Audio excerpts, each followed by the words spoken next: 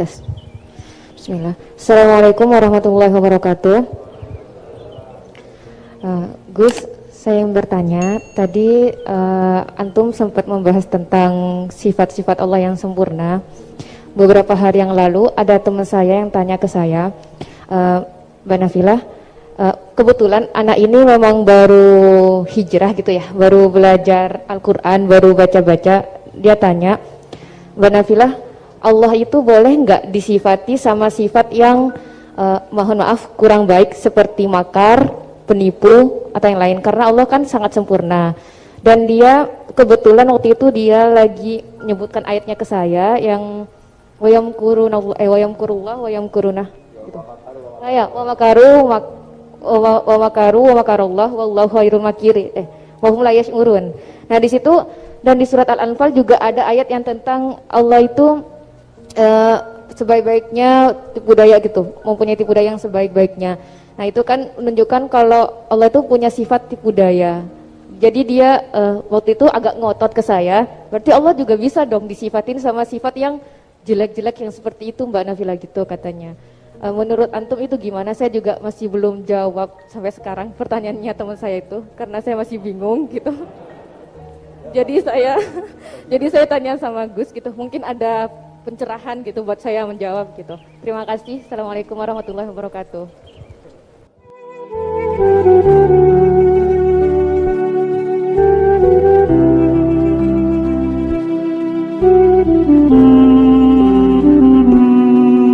Kullul qulubi ilal habibi tamil ومعي بذلك شاهد ودليل أما الدليل إذا ذكرت محمدا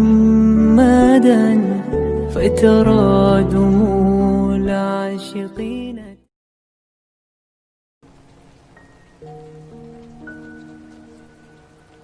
Di antara sisi ekstrimnya ilmu balaghah adalah kalau kamu tidak memahami balaghah, maka kamu akan mengatakan Quran ini bohong.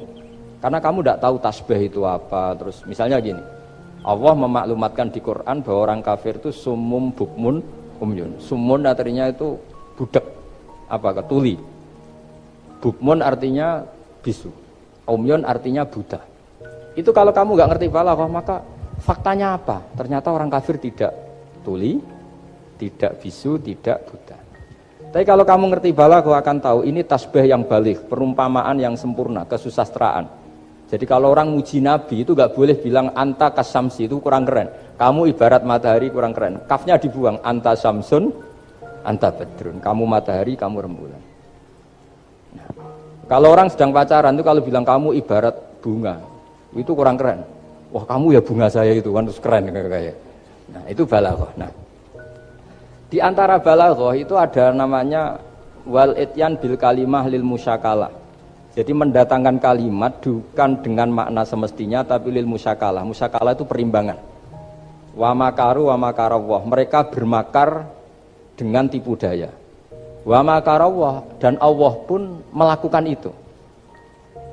Berarti Allah menipu daya mereka. Ya enggak.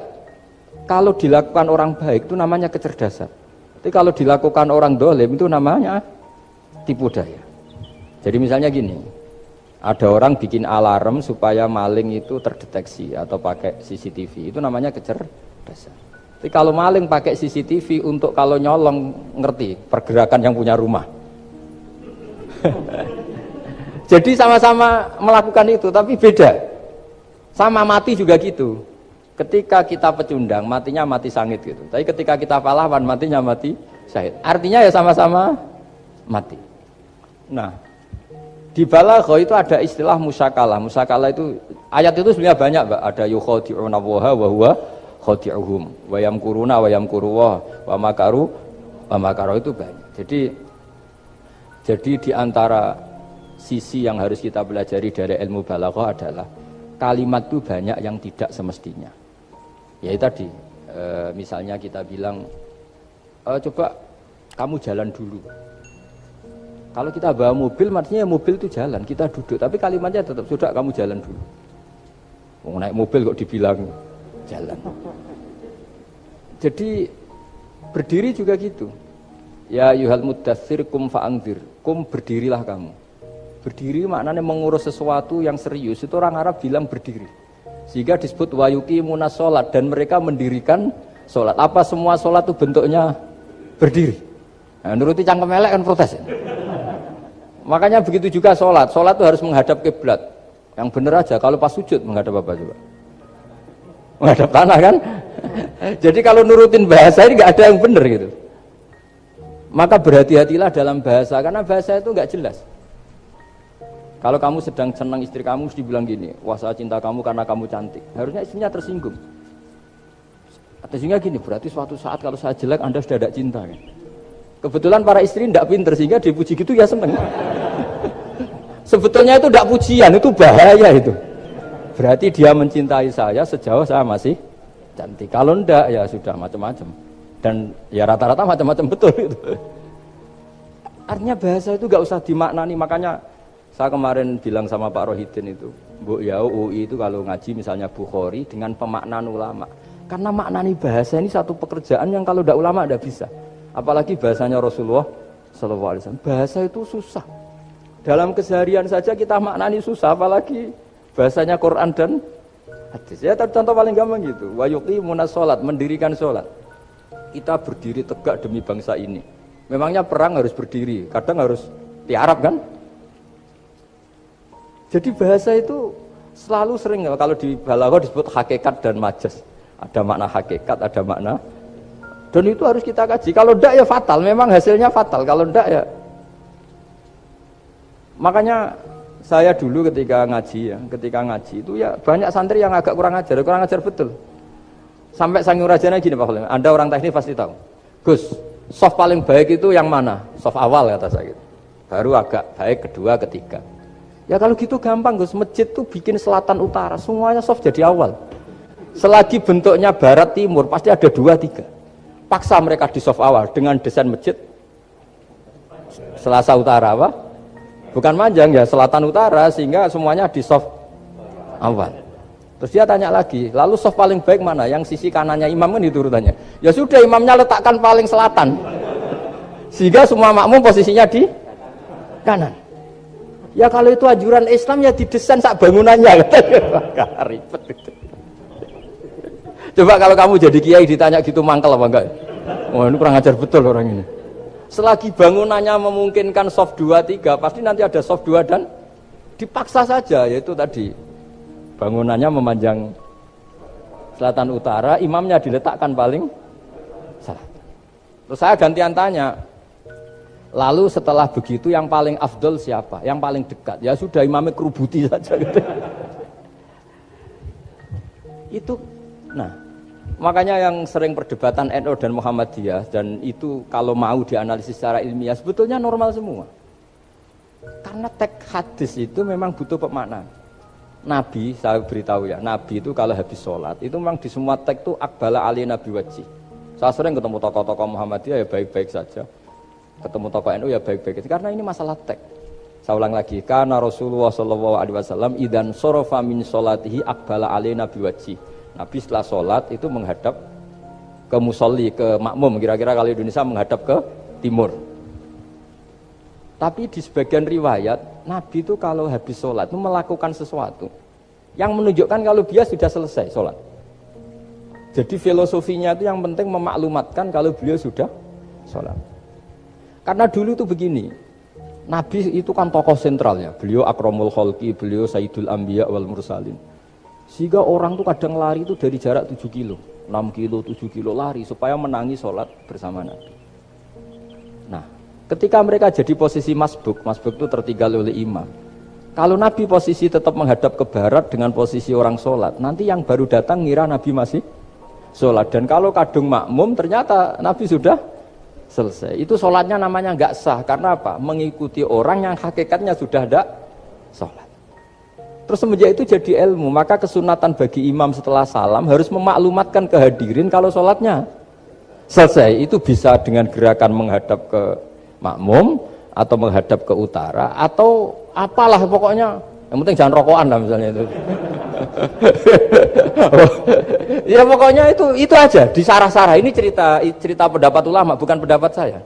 Jadi segampang itu ulama. Sehingga ya orang-orang yang alim dari kelompok Muhammadiyah lihat NU yang begitu ya biasa, yang alim melihat Muhammadiyah gitu ya biasa. Karena kita ini masalah teks. Apa? Masalah teks. Teks itu mesti orang akan memaknai secara proporsional. Saya berkali-kali menyontohkan kemarin ngaji di Ulil Albab.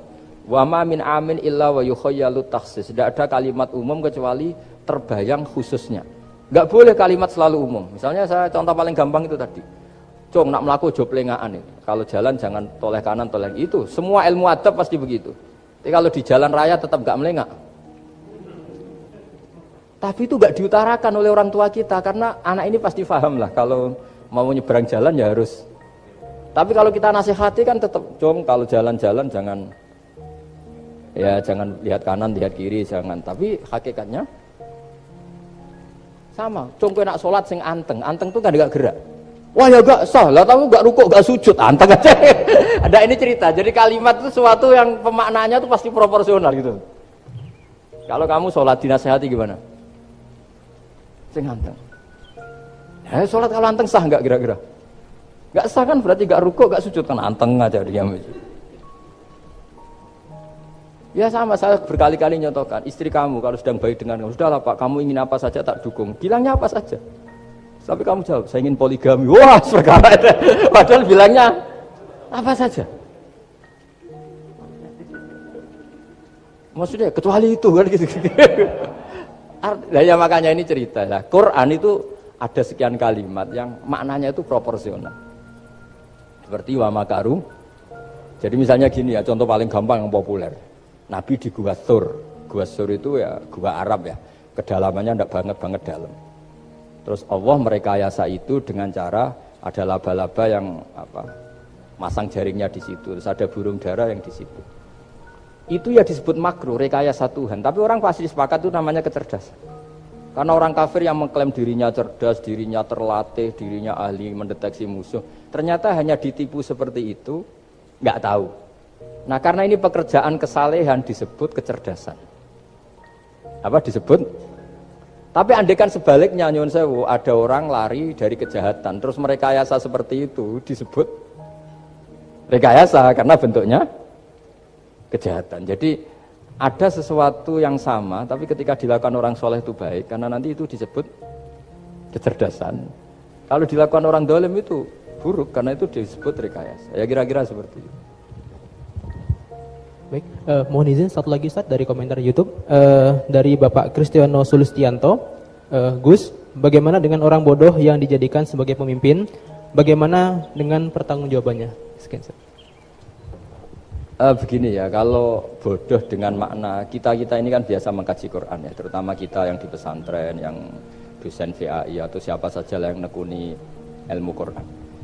Ada sisi manusia itu punya sifat permanen yang oleh Allah disebut wa kanal insanu dzaluman jahula. Manusia itu banget bodohnya kata Allah. Sudah banget bodohnya, banget dolimnya. Sehingga kita bilang bodoh itu sebenarnya bukan ngenyak ya. Ya memang manusia mau tidak mau harus bodoh lah. Teorinya gampang, yang perlu diketahui itu kan banyak. Toh kita harus dititipi ilmu hanya sedikit. Dari yang banyak tahu sedikit itu namanya apa coba? Bodoh kan? Jadi sifat bodoh itu tidak perlu kita hindari banget. Mbok kita sudah alim, sudah alama, sudah apalah, tetap ada saja yang kita tidak tahu kan. Lalu pertanyaannya, gimana kalau orang bodoh itu mimpin? Bodoh apa? Kalau bodoh tentang uang ya bagus. Makanya Nabi pernah ngendikan aksaru ahlil jannah al-bulhu. Nanti penduduk surga terbanyak itu orang-orang bodoh. Misalnya ada rektor, menteri, pejabat, gak pernah korupsi. Itu teman-temannya bilang pinter apa bodoh? Teman yang kroni itu bilang apa? Bodoh kan, punya kesempatan, udah diambil, itu namanya bodoh. Tapi kalau malaikat bilang ini pinter gitu, karena bisa mengendalikan apa? Nafsu. Makanya kalau pertanyaannya gimana hukumnya orang bodoh yang mimpin? Bodoh apa? Kalau bodoh cara mimpin ya memang keliru betul. Wong bodoh cara mimpin kok tetap mimpin. Tapi kalau dia bodoh, nggak tahu caranya korupsi, nggak tahu caranya selingkuh, nggak tahu caranya nggak bener, itu ya pinter itu. Karena Nabi itu yang unik kadang muji itu aksaru ahlil jannah al-bulhu, masyhur hadis itu. Kebanyakan penduduk surga itu orang-orang bodoh. Sampai Mbah Mun tuh kalau guyon ya lebih guyon timbang jenengan. Kata Mbah Mun gini, aku iku sakake hak suwur wargane wong-wong bodho sakake, kenaan malaikat. Kan di surga itu orang akan dikasih sesuai keinginannya. Wong desa-desa itu taunya makan enak kan jadah, terus uduk gitu. Terus bayangkan cantik tuh ya orang ya kayak gitulah, orang desa rodok melek sithik ya cantik, terus bangir sithik ya cantik. Karena surganya memberi yang diinginkan, akhirnya menunya yaitu itu saja. Karena dia kan nggak pernah makan pizza, terus nggak pernah melihat orang cantik Pakistan, Turki, jadi seleranya ya itu. Jadi kata Pak Mun, mulane wong sing pengalaman, jadi kok surgane mewah. Itu kan bayangkan kamar mandi, mungkin ya kamar mandi di kampungnya kan itu udah bagus ini. Ya saya tidak tahu apa betul begitu apa enggak, ini guyon. Nah bodoh ya seperti itu. Jadi kalimat bodoh itu ada bodoh beneran, itu memang bener-bener bodoh. Tapi di beberapa ilmu tasawuf, bodoh itu kadang dipuji. Yaitu tadi aktsaru ahlil jannah al-buzu. Kebanyakan penduduk surga itu orang bodoh ya kayak kita. Kalau kita rektor atau menteri keuangan atau pejabat kok tidak korupsi, itu kata teman-teman KKN kita itu apa namanya? Bodoh kan, ada kesempatan kok enggak dimanfaatkan. Tapi kata orang-orang baik itu pintar. Pemimpin ya gitu Pak Rektor. Jadi saya merasakan jadi kiai. Saya itu nggak suka mimpin. Karena sebetulnya takut kalau orang ini tidak mandiri. Semua kok tanya kiai, semua tanya. Ya kadang orang sangat percayanya kiai itu ngasih nama anaknya saja tanya kiai. Padahal bisa baca kitab. Kadang ya dia doktor dari Al-Azhar. Ya kamu tuh ngalim kok nama saja tanya kiai, apa memang kamu nggak bisa? Wah biar barokah Gus kalau nama dari jenengan, ribet kan? Ini kan ribet. Akhirnya saya tidak mau, barokahnya tidak mau itu terus mereka mau memberi nama sendiri. Makanya kata bapak saya itu kalau ono imam masjid wis tuwek nyimami terus itu gak istiqomah hak jenenge, mau digenti. Jadi artinya kalau ada seorang imam masjid tuwek sudah batuk masih nyimami saja. Di satu sisi itu pinter ya, di mana-mana kalau ada yang tua sama yang muda ya didahulukan yang tua. Tapi kalau pertanyaannya itu kalau di bab adab, tapi kalau nanti temanya regenerasi, ini tersangka enggak? Ya saya ulang lagi ya, ada imam tua, sudah batuk-batuk. Kalau temanya akhlak dibenarkan. Di mana-mana kalau ada yang tua yang jadi imam ya, tua. Tapi kalau temanya regenerasi, tersangka kan dia. Lah ini lainnya gimana ini kok enggak regenerasi? Artinya gini, makanya saya bilang kalimat bodoh beneran apa bodoh yang relatif nisbi. Jadi manusia itu seperti itu, makanya disebut wakanal insanu zaluman jahula. Di bab adab dia benar jadi imam, tapi kalau babnya regenerasi salah. Makanya kalau jadi pemimpin berkali-kali, makanya benar Indonesia dibatasin 2 periode. Harusnya kalau teori pengalaman, benar mana presiden ketiga sama kedua? Benar ketiga kan lebih punya pengalaman.